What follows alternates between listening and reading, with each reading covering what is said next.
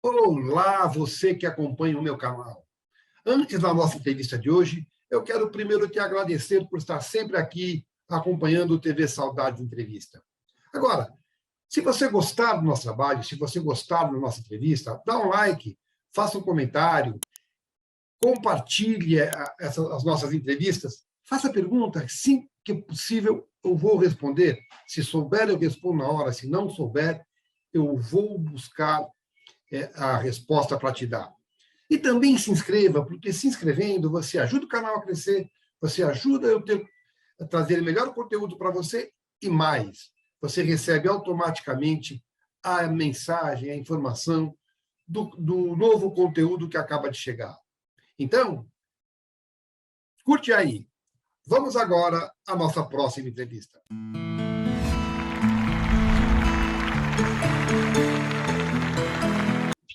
Tem uma coisa interessante. Você é de uma faixa etária em que ainda, não sei se você pegou essa transição, mas havia preconceito por parte dos pais em relação aos filhos serem artistas.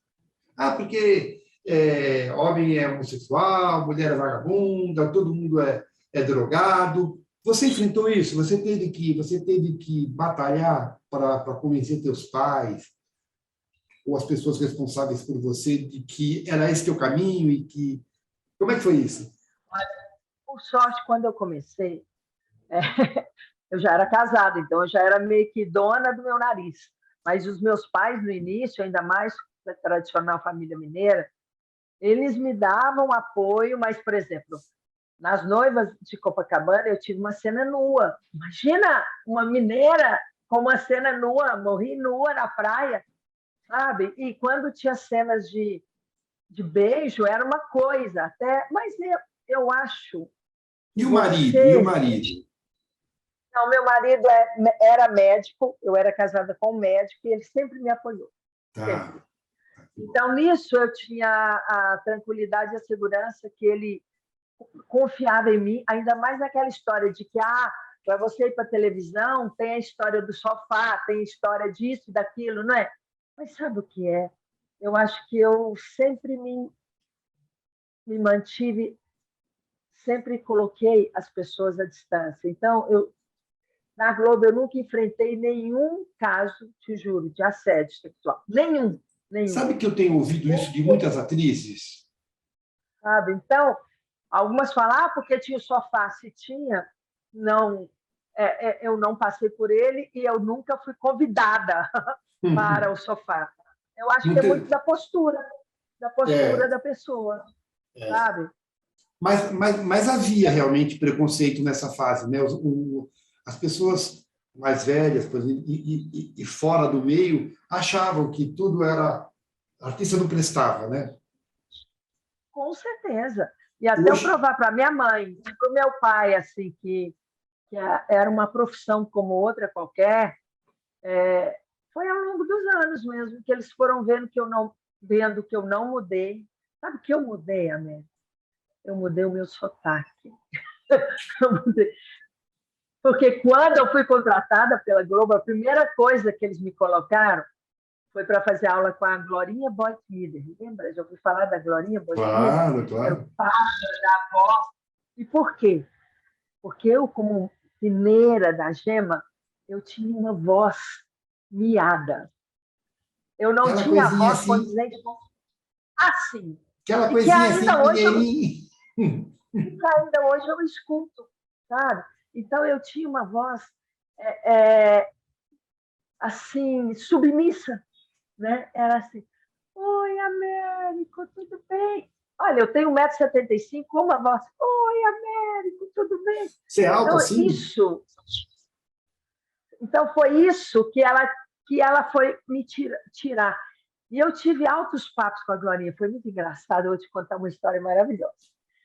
Aí foi o Ari Nogueira que me contratou, e aí ele falou, olha, agora você vai começar a fazer aula com a Glorinha. Mas, olha, a Glorinha é uma pessoa que cobra muito. A Glorinha é muito exigente. Então, quando você for falar com ela, que aqui o telefone dela, você vê bem como é que você vai falar. E eu ainda conversava assim, engolindo no final das frases, entendeu? E aí eu falei, tá bom. Naquela época, aí eu liguei para ela. Ainda existia ficha de orelhão, sabe? Aí eu liguei para ela. Aí comecei a falar com ela, me enrolei, desliguei. Falei, meu Deus, porque eu queria já começar com uma identidade que não era minha, para falar com ela, né? Aí liguei de novo, deixei um recado, tinha aquela, era secretária eletrônica, né? Aquela secretária eletrônica.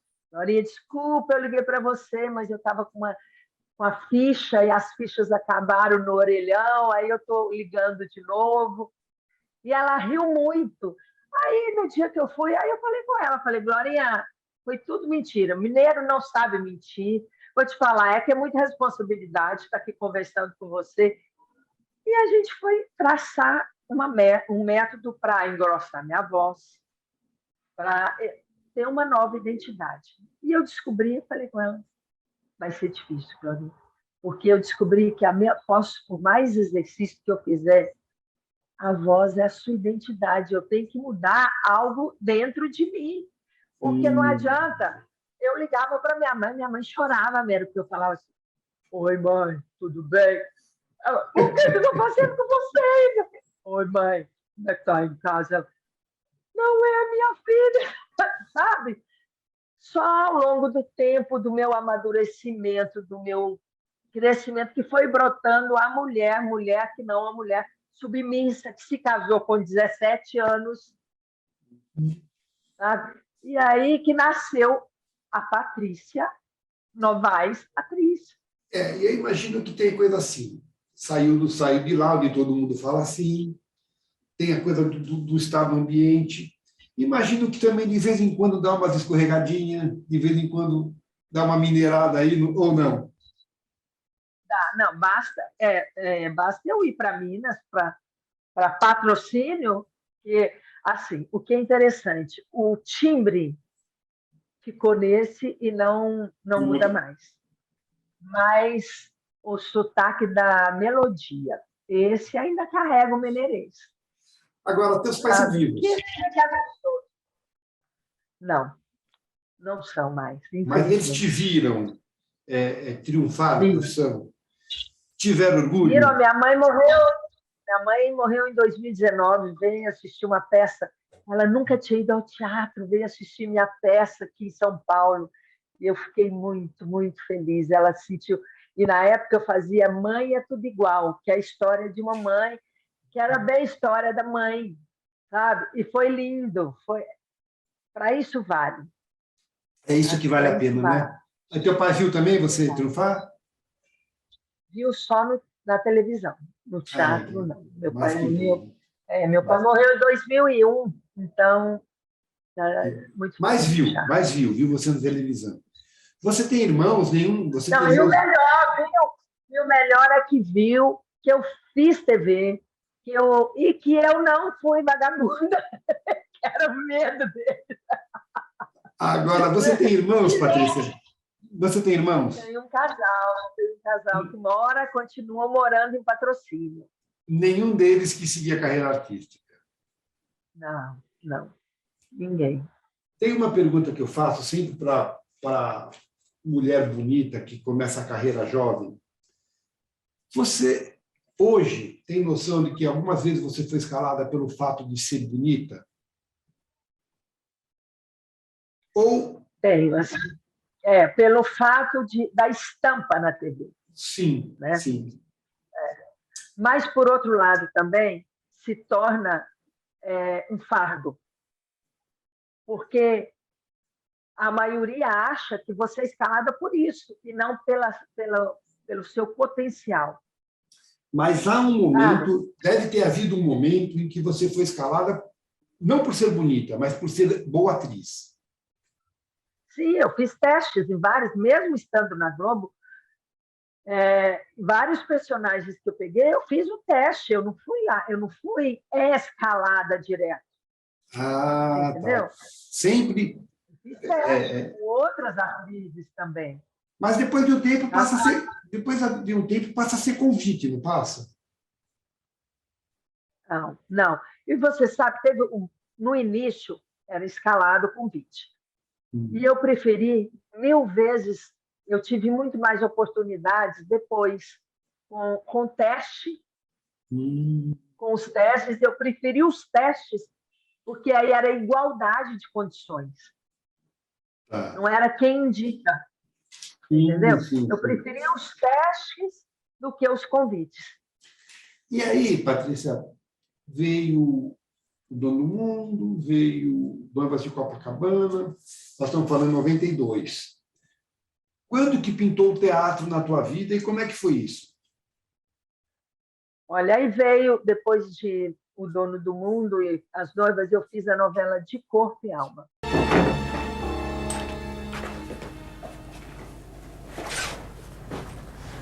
Dá pra você conversar comigo, pelo menos? Conversar o quê? O que você quer que eu fale? Yasmin, eu acho que eu agi muito bem com você, sabia? Poxa, eu joguei aberto, eu joguei limpo com você. Será que jogou mesmo? Olha, até depois que a gente começou a namorar, eu perguntei se você queria ele. Se você queria, eu saía fora, não perguntei? Olha, Aninha, eu já tô cansada desse teu número de boazinha, sabia? Yasmin, o tanto que eu te ajudei, o tanto que eu tentei aproximar o Caio de você, sabe? Será que ajudou mesmo? Pois pra mim você tava era me usando bem. Ah, é? Eu? Me usando como pretexto pra ficar mais tempo perto dele. Se fazendo de muita amiguinha, de confidente, daquela que vai ajudar ele a chegar perto de mim. Você sabe muito bem que ele não ia ficar te procurando o tempo todo, não ia ficar colado o tempo todo com você se não fosse por isso. Você não era nem amiga dele? O que você acha, hein? Você acha que ele vai ficar o resto da vida dele correndo atrás de você, é? Olha, se ele não estivesse namorando comigo, ele tava por aí, namorando uma outra qualquer. Você fazia quem? Eu fazia a Ninha, que contracenava direto com a Daniela Pérez, a filha da Glória Pérez. É aquela novela que morreu a Daniela, né? Como é que foi lidar com... Bom, me fala da Aninha primeiro. A Aninha era doce e era uma pessoa... Pela primeira vez na novela, eu tinha cenário, tinha a casa da Aninha, e aí as gravações... Eu me senti muito importante, porque aí tinha um núcleo. Hoje vamos gravar o cenário da casa da Aninha. Você não imagina como isso, para mim, subiu um patamar, você entendeu? Já não era mais uma figuração, agora eu já era um personagem de verdade, que tinha uma história. E a Aninha era uma amiga, sabe? Eu baseei a Aninha naquele amigo para toda hora, porque, na realidade, ela era uma escada para o personagem da Cristiana Oliveira e para o personagem da Daniela Pérez. Mas eu amava, porque eu... Pode falar. Porque eu me sentia a verdadeira amiga. Aí eu fui descobrindo o que é a TV. Não é você interpretar, é você ser. Quando você pega um personagem que você se encontra nele, aí está o segredo, porque você fica natural, porque você é aquele personagem. Eu era a Aninha. As pessoas vinham na rua, que é lindo, a me abraçar, porque sentia a amizade da Aninha. Aí você encontrou o filho do personagem. Eu quero falar de composição e de popularidade com você, mas eu quero aproveitar esse gancho. Duas coisas. Você chegou a fazer amizade com a Daniela? Muita. Eu contracenava praticamente direto com ela. Ela era casada com o Raul Gasol. Você contracenou com o Guilherme de Pádua também? Contracenei, você não sabe, o Guilherme é mineiro. Eu conheci o Guilherme em Belo Horizonte, quando ele modelava. Fizemos 2 desfiles juntos, aí depois ele mudou para o Rio. E eu continuei em Belo Horizonte. Depois de anos e anos, eu fui me encontrar com o Guilherme na novela. E aí houve a tragédia.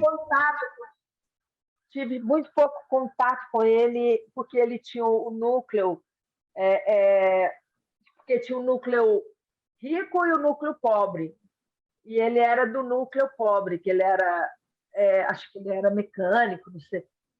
E, então, eu contracenei muito pouco com ele. Mas aí houve a tragédia. Como é que foi o ambiente quando se descobriu que tinha sido ele?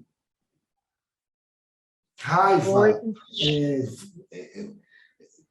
Eu imagino Primeiro, estarrecimento, sabe? Um choque. Aquela coisa. Por quê?